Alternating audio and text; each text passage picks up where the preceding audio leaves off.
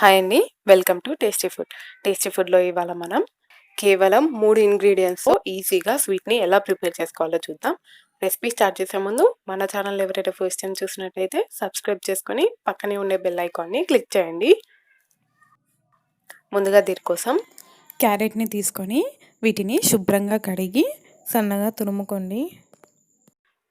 ఇలా తురుముకోవడం మీకు కష్టంగా అనిపిస్తే చిన్న చిన్న పీసెస్‌గా కట్ చేసుకొని మిక్సీ జార్‌లో వేసుకొని కచ్చపచ్చగా గ్రైండ్ చేసుకోండి.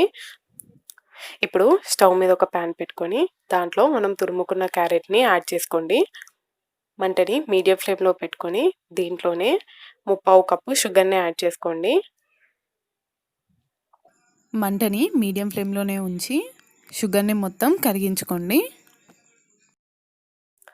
షుగర్ ఇలా పూర్తిగా మెల్ట్ అయిన తర్వాత ఈ వాటర్ అంతా క్యారెట్ అబ్జర్వ్ చేసుకునేంత వరకు మంటని మీడియం ఫ్లేమ్లోనే ఉంచి 2-3 నిమిషాలకు ఒకసారి కలుపుకుంటూ కుక్ చేసుకోండి.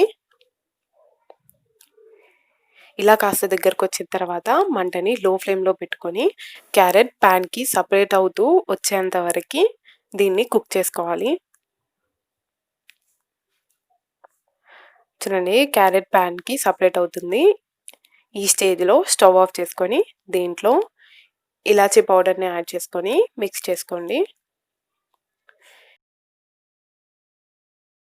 ఇప్పుడు ఒక బటర్ పేపర్ని తీసుకోండి. మీ దగ్గర బటర్ పేపర్ లేనట్టయితే ఏదైనా ఒక బౌల్ని తీసుకొని దాన్ని ఆయిల్తో కానీ నెయ్యితో కానీ గ్రీస్ చేసుకొని పెట్టుకోండి. ఇప్పుడు మనం ప్రిపేర్ చేసిన క్యారెట్ని ఈ బటర్ పేపర్లో వేసుకోండి.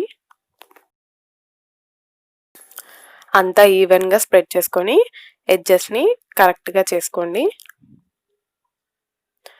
ఇలా స్ప్రెడ్ చేసుకున్న తర్వాత దీని మీద బాదం జీడిపప్పుల్ని సన్నగా కట్ చేసుకొని యాడ్ చేసుకుంటున్నాను.